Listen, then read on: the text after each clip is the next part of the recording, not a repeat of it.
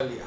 There people have time to scrutinize, the committee has time to look at it, and there's nothing illegal about a supplementary, but give the committees time to look at those particular elements of the supplementary and see whether it is worth it, whether it was something which was unforeseen or unforeseeable, and therefore it falls in the criteria of supplementary.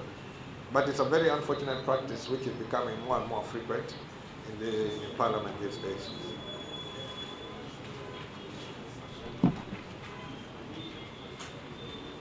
I'm trying to be gender sensitive. Nothing from our ladies.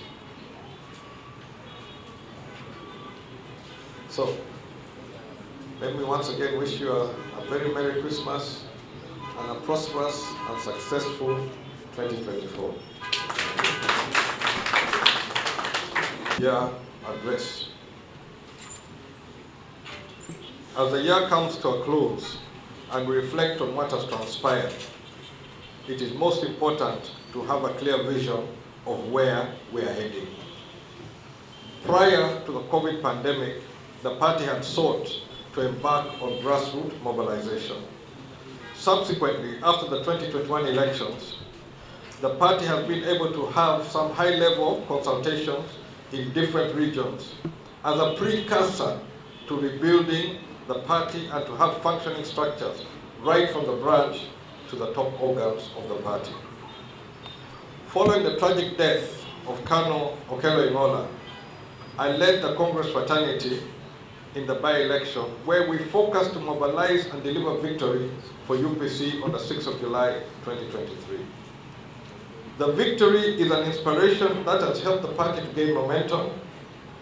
It has renewed vigor, confidence and focus across the party leadership and the general membership of what can be achieved if we work together, guided by the Congress spirit, style and organization in driving a campaign agenda. UPC is determined to replicate this type of victory and offer leadership to the country.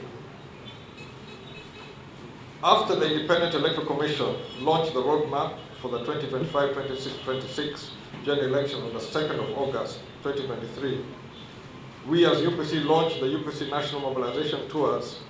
To that effect, at party Bomber Grounds, and on the 8th of September, and on 4th of November, we were in Amolata where we held a powerful rally as part of the mobilization program.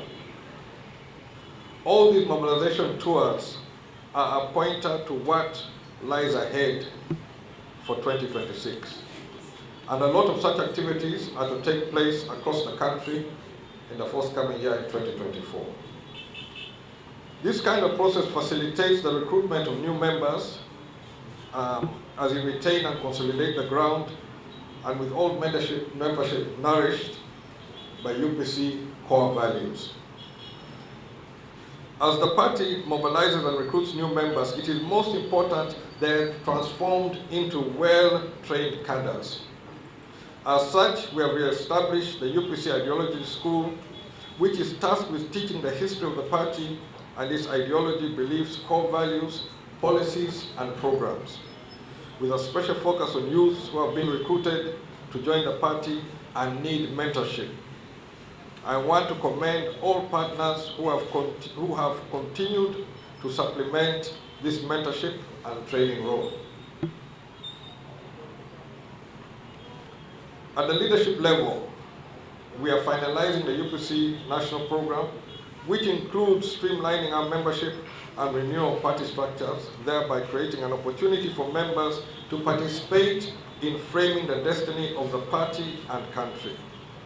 I encourage all potential members to show up, be active in their respective branches, and offer themselves for various electoral positions. This call is intended to push the party to another level as we strive to determine the destiny of our country, Uganda. I must encourage members to continue mobilizing and to be on standby for the long-awaited LC1, LC2, and Women Council elections so that we are ready by the time the Independent Electoral Commission releases its roadmap. It should also be recalled that on October 16, 2023, during my press conference, I did inform the entire membership that we will soon be calling on members of the National Council to prepare to deliberate and to set in motion clear activities for the 2026 elections. Members shall be informed accordingly. I have been on record, and I want to reiterate that the single most valuable asset which Uganda has are our people, and whose welfare should be our greatest priority. That being the case, the people's health, education, and livelihood programs must underpin all infrastructural development, which is now to the contrary when our roads are in poor shape with potholes developing here and there, bridges breaking down while some caving in, and is a major recipe for trade bottlenecks as well as safety concerns for the citizens. With the rapid expansion of the East African community, each member state is obliged to develop transport and communication links for regional integration, whose cornerstone is to foster cultural and trade relations. There is need to ensure that there is equity in the education sector. Education is becoming more of a commodity with limited availability and access in the different localities in the country. In order for parents to try to give their children an opportunity to succeed in life, they are forced to pay higher fees in schools seemingly offering that quality education. While on the other hand, the teacher's condition of service is not sacrosanct, with the pivotal role in providing our children with the necessary knowledge and skills to be competitive in the modern world. This in itself affects the quality of education, as the teachers who are key in the learning process are ever demoralized. We need to open our eyes to the reality that we live in a very competitive, globalized world that depends on well-trained manpower. As UPC, we shall therefore pay the utmost attention to quality education that can produce highly skilled and versatile manpower, ready to compete on the global market. UPC has also noted with concern that most of the government-owned schools, colleges, and universities are in terrible shape. Reinvesting in them is an absolute necessity. The situation is not any better in the health sector, as many of the facilities are equally in bad shape. The necessary medical equipment which facilitates health services are scarce and non-existent in some of our health outlets, hence the overflow of referrals of medical cases that would be managed at a lower level to both regional and national referral hospitals, where also getting real-time service is a tall order. In other cases where some facilities are available, it is not uncommon for patients to go to a government facility for diagnosis, but are forced to seek their prescriptions from outside of the facility. The working conditions of medical staff in government are very constantly highlighted by their demands for better remuneration.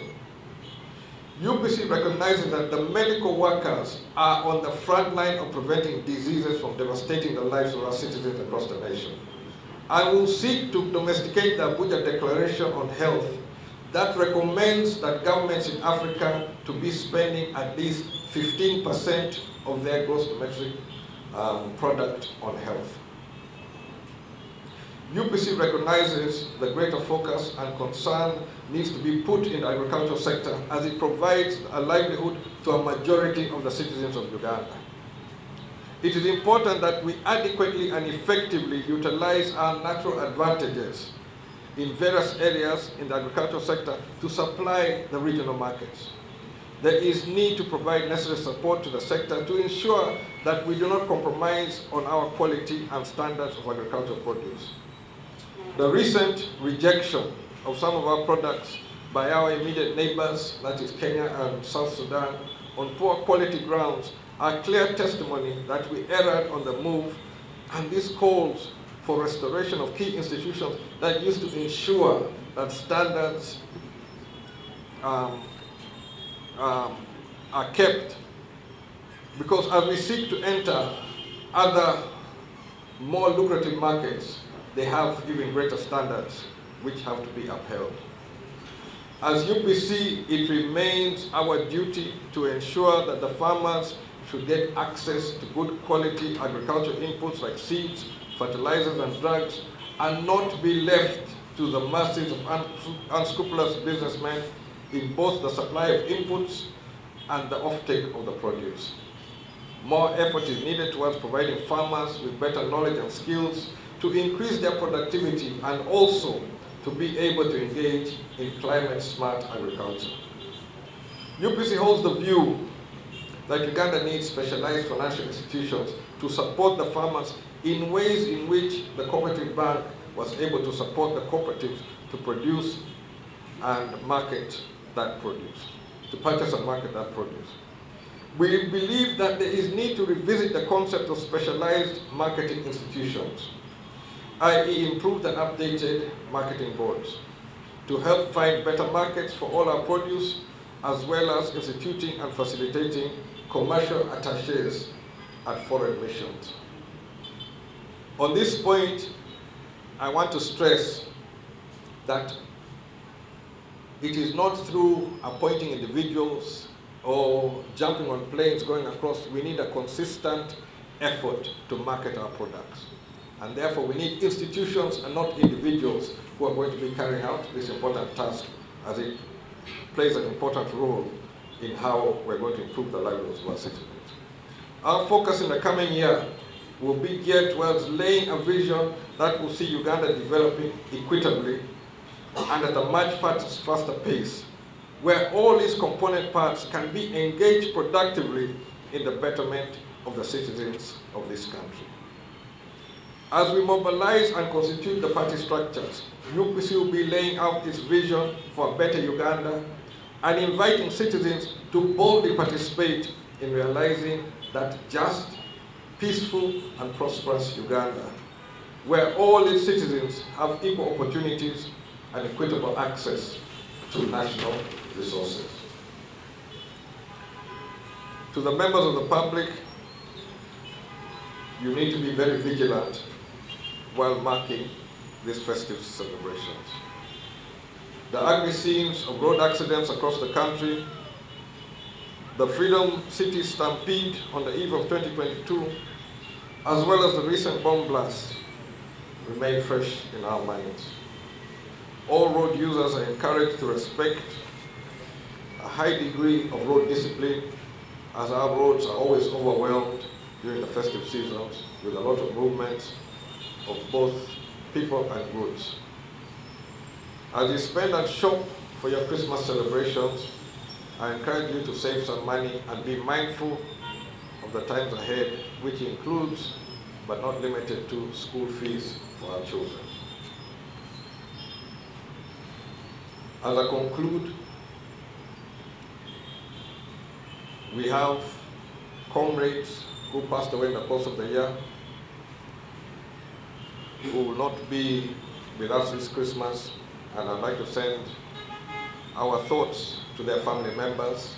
There are many comrades who passed away who we lay to rest, and urge that all of us listening be mindful that we reach 2024 in good shape. For to us a child is born, to us a son is given. The government will be on his shoulders, and he will be called Wonderful Counselor, Mighty God, Everlasting Father, Prince of Peace. Isaiah 9:6. May the gift of faith, the blessing of hope, and peace of his love on this Christmas season and always. Wishing you a Merry Christmas. We have done the groundwork on what stages are supposed to be done. There are certain issues which fall within the ambit of the National Council. So it will not be appropriate in my case to go ahead and to assume the roles of the National Council. in doing this issue, but we're well set. We have all our timelines in place. If it's just a question of releasing a document, we can release a document, but I prefer it goes through the proper party organs and it is owned by the party institutions as a whole as we move towards those elections. But we're well set and we're well on time within that process. Yes, sir. Now that's one of the issues which comes on, based on the financial issues. I touched on it in my press statement. We need to be ready that when these LC1 elections come, we should be ready. The first time it was postponed was on the issue of lack of funds. The government did not have sufficient funds, as requested for by the Electoral Commission, to hold the LC1 elections. So it now touches on the question which was raised earlier. If we don't have funds, are we using the little funds which we have in the right way or according to the priorities which are before us? So those are one of the issues which we need to look at. In my case, I've told the members, be on standby. Whenever those elections come, we shall be ready to participate in those elections. But the earlier issue was the funds are not available.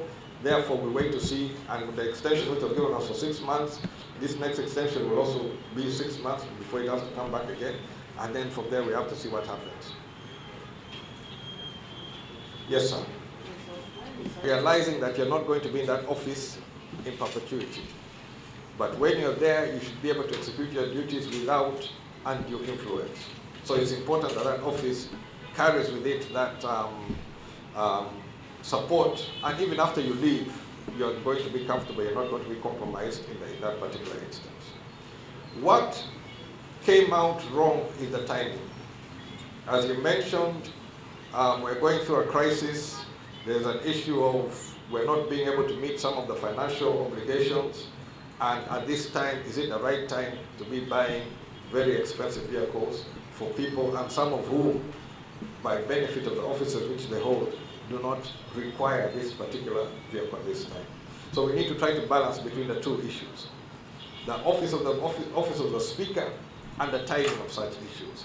Priorities must always be put what is going to have the greater good in this particular instance. So it could be, or in my opinion, maybe the timing was a bit tone deaf, but it is also in the law which was passed earlier on the sort of benefits which are entitled to speakers, former speakers in this particular instance. Yes, sir.